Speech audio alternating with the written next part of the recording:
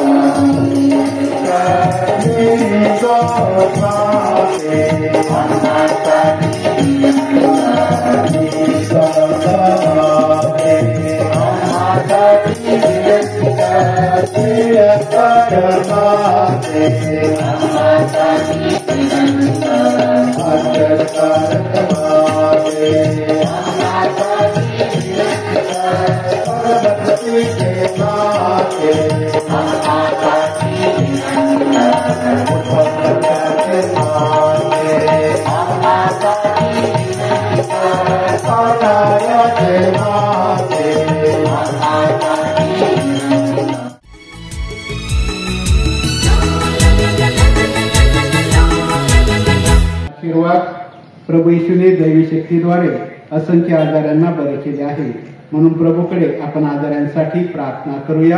हे प्रभू, ज्या त्यांना शारीरिक व मानसिक आत्म्यातून मोकळे कर व त्यांच्या विश्वासाने त्यांना स्वास्थ्य प्राप्त करून दे। पवित्र आत्म्याच्या कृपेने या रोग्यांची पीडा दूर कर। या आरोग्यदायी माते त्यांना आजारांचा शक्ती दे। तू आरोग्याची व बलिदानाची सहानुभूती आहेस, म्हणून आमची विनंती ख्रिस्ताकडे पोहोचव। हे प्रभू, तुला विनवितो की जे आजारी आहेत त्यांना पवित्र आत्म्याच्या कृपेने बरे कर, त्यांच्या पापांची क्षमा कर, मनाची व देहाची सर्व दुःखे त्यांच्यापासून दूर कर। तुझ्या सामर्थ्याने त्यांना सबळ कर, तुझ्या शक्तीने त्यांचे संरक्षण कर व तुझ्या आशीर्वादाने त्यांचे जीवन सुखी कर। सर्व शक्तिमान परमेश्वर, पिता, पुत्र आणि पवित्र आत्मा तुम्हा प्रत्येकास आशीर्वाद देवो। आमेन। मरिया, तू धन्य धन्य स्त्रियांमध्ये सदा, राणीची राणी, कुमारीची तू राणी। मरिया, तू धन्य धन्य स्त्रियांमध्ये सदा, राणीची राणी, कुमारीची तू राणी। माझी आई स्वर्गीय राणी,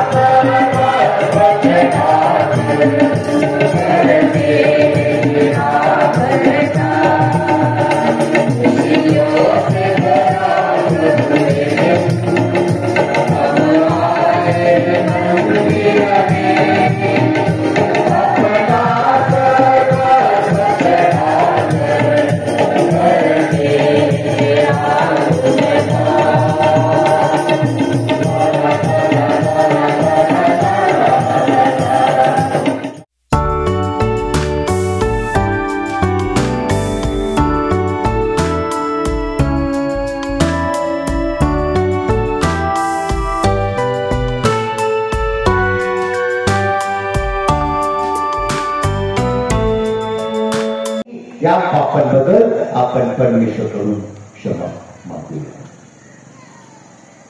सर्व शक्तिमान परमेश्वराजवळ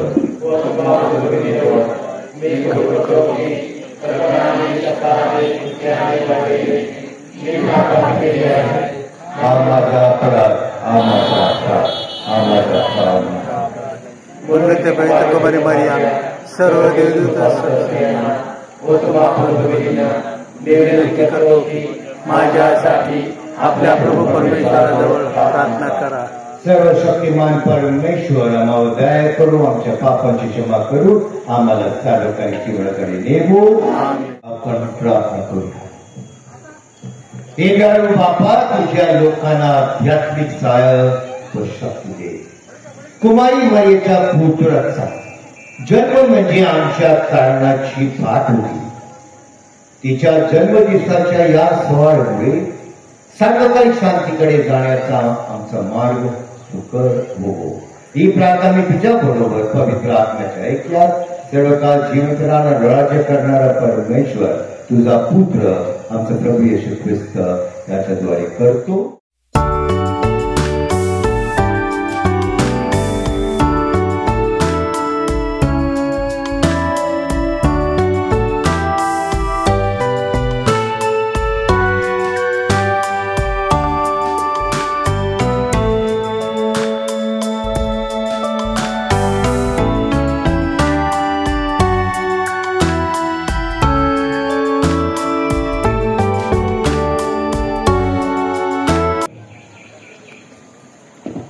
एक माणूस होता.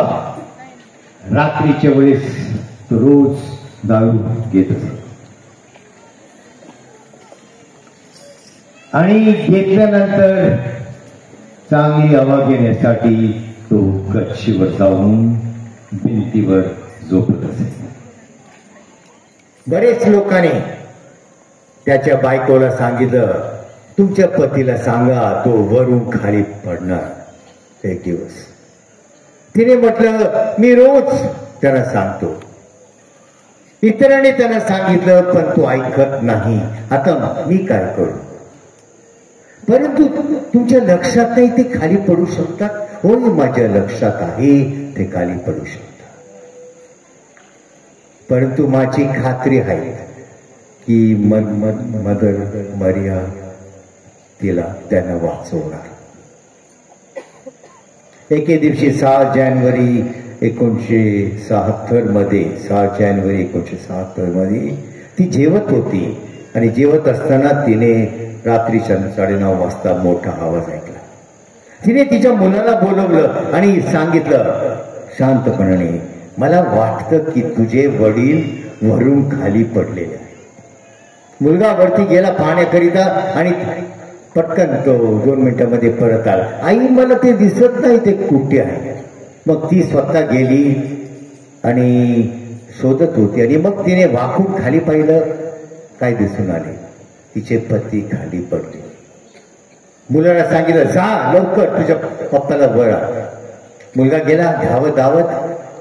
पप्पाने म्हटलं, सोड मला, मी वरती चालतो. आणि तो एकटेच वरती चढला. माझ्या प्रिय बंधू भगिनीनो, आपल्याला काय वाटतं? ही एक पिक्चरची गोष्ट आहे का? की माझ्या किस्सातून मी ही गोष्ट काढलेली नाही आहे का? खरी गोष्ट आहे. हे कुटुंब माझ्या शेजारी कुटुंब आहे, चेंबूरमध्ये राहत आहे. आज सुद्धा जेव्हा मी कधी तिकडे जातो. मी त्यांना सांगत होते मी इथे राहत होतो. नाही भगत मला समजत नाही, पण ते शेजारी कुटुंब आहे ना, ते माझ्या शेजारी. माझ्या प्रिय बंधू भगिनीनो, इथे आपल्या 2 व्यक्ती दिसून येतात. पहिली व्यक्ती माणूस, मी श्रेष्ठ, मी महान, मला काहीच होणार नाही. गर्विष्ठपणा, लक्ष कुठे?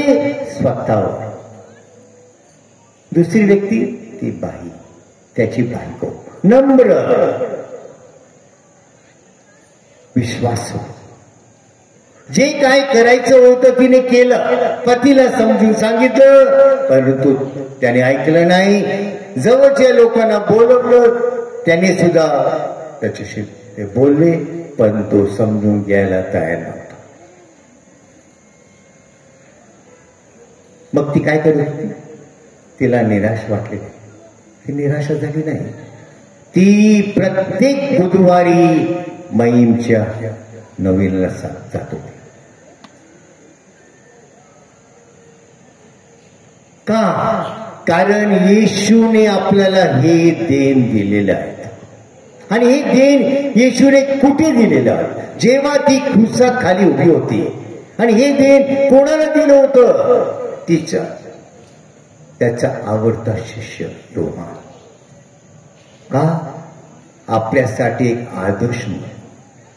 आणि ती आपल्यासाठी कसला आदर्श आहे? दुःखितांची आशा. माझ्या प्रिय बंधू भगिनींनो, आपल्याला विश्वास आहे का ती आपली दुःखितांची आई आहे? आपल्याला तिच्या आशेचा अनुभव आलेला का? विचार करा.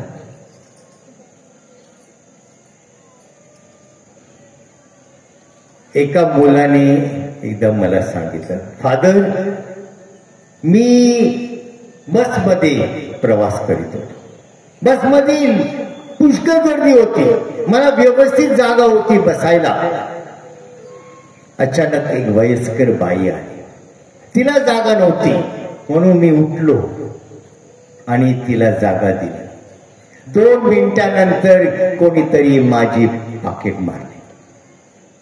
फादर, मदत करून, प्रेम करून, सेवा करून काय उपयोग? तुम्ही प्रवचन देता, पण फरक काय? परिणाम काय? नुकसान. एक तरुणी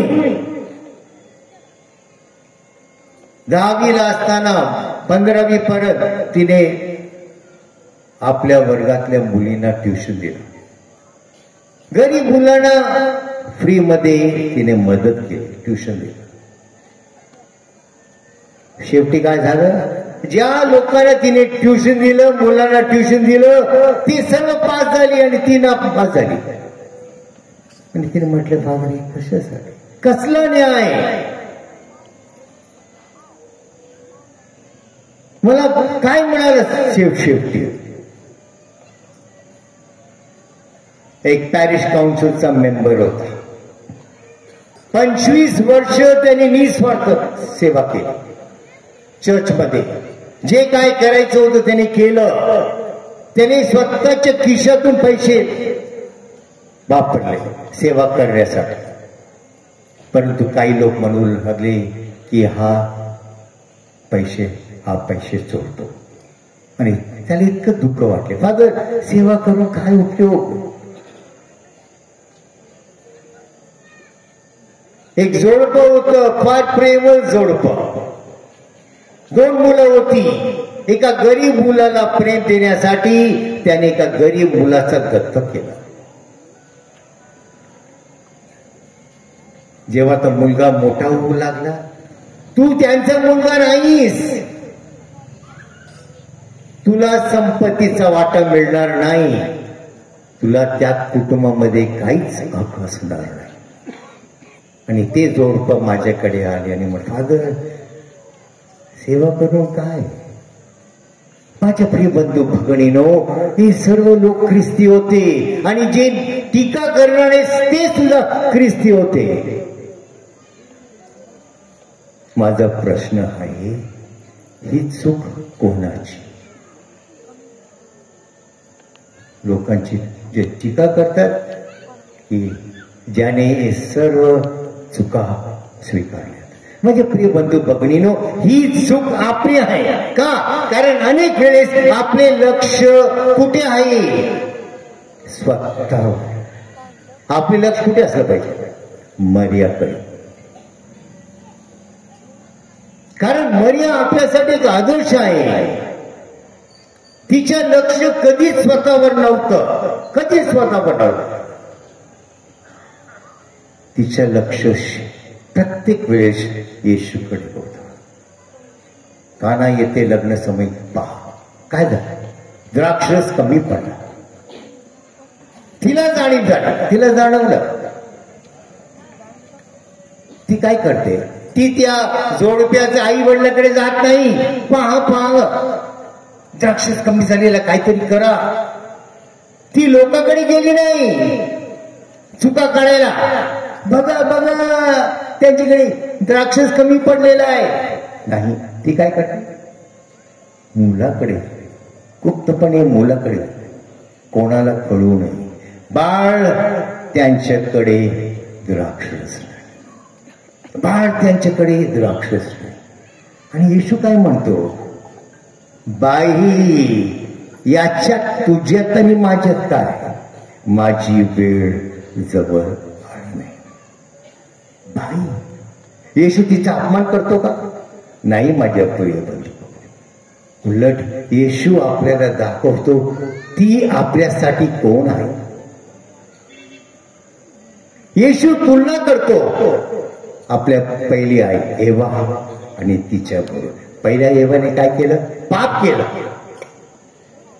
तिच्यामुळे या जगात मरण आलं. आणि आता मर्याद्वारे जीवन. माझ्या प्रिय बंधू भगिनीनो, येशू आपल्याला स्पष्टपणे दाखवतो की मर्या आपल्यासाठी कोण आहे, एक आदर्श आहे. तिला अजिबात वाईट वाटलं नाही. तिने आपल्या मुलाला ओळखलं. म्हणून जेव्हा त्याने म्हटलं की माझी वेळ आली नाही, तेव्हा सुद्धा तिने त्याला ओळखलं. लहानपणापासून येशूने तिला नाही म्हटलं नाही. मग आता कसं नाही म्हणणार? म्हणून ती काय म्हणते? जरी शब्दाने असं वाटेल की माझी वेळ आली नाही, आता मी करू शकत नाही. तिने चाकरांना काय म्हटलं? चाकरांना काय म्हटलं? तो काय म्हणतो तसं करा. बघा विश्वास. आणि बरेच लोक म्हणतात काय मर्याची गरज नाही, आपण सरळ येशूकडे जाऊ शकतो. नाही माझ्या प्रिय बंधू भगिनीनो, जर हे शक्य असतं, येशूने आपल्याला क्रुसा, जेव्हा मर्या क्रुसाखाली उभी होती, तिला आपल्याला एक देण म्हणून दिलं नसतं. आणि चाकर काय करतात?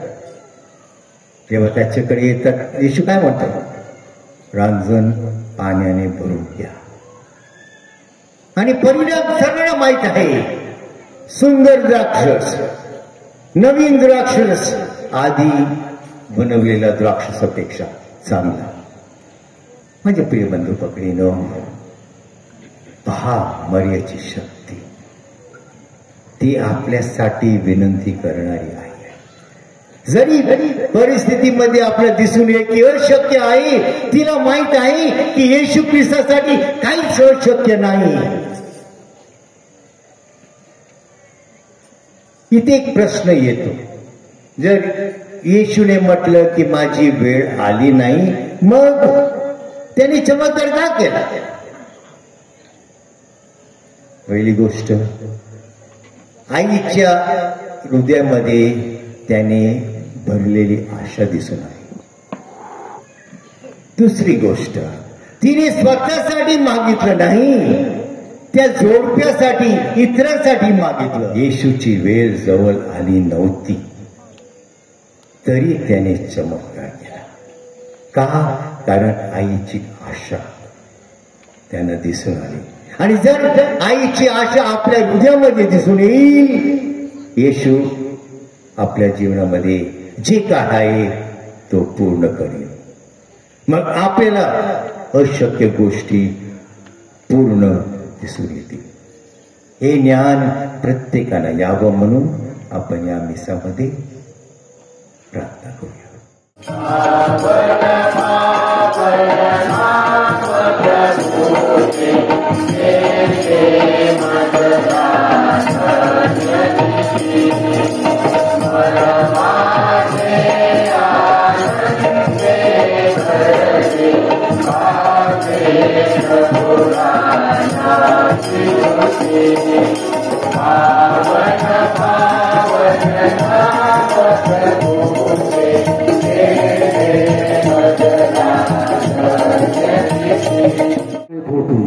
विशेषतः आपल्या पुत्राच्या दुःख प्रसंगीही त्याच्या समेत सहभागी झाली.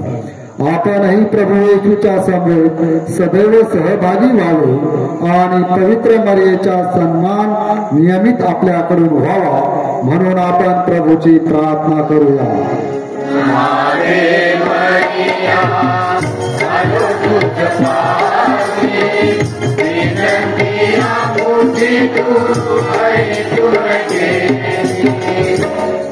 दुःखितांची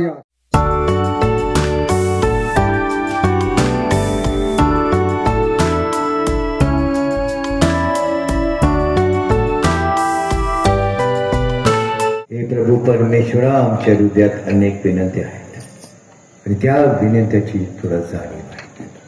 आणि जर तुझी इच्छा असेल त्या विनंत्या मान्य कर. ही प्रार्थना आम्ही तुझ्या नावाने करतो. आमेन.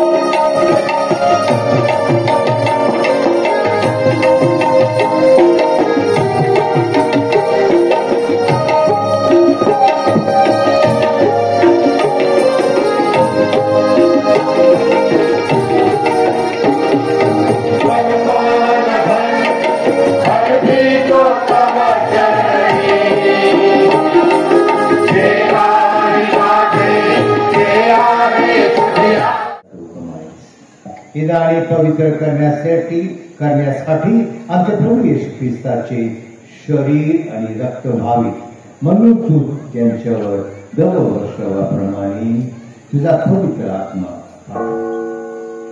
जेव्हा प्रभू येशूच्या विश्वासघात करण्यात आला तेव्हा तो स्वेच्छेने दुःख भोगाला सामोरा गेला. तेव्हा त्याने भाकर घेतली,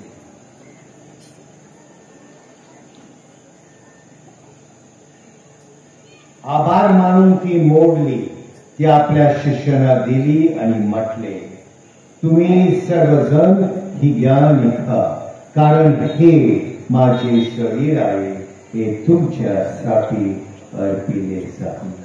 हे माझा स्वामी, हे माझा देवा.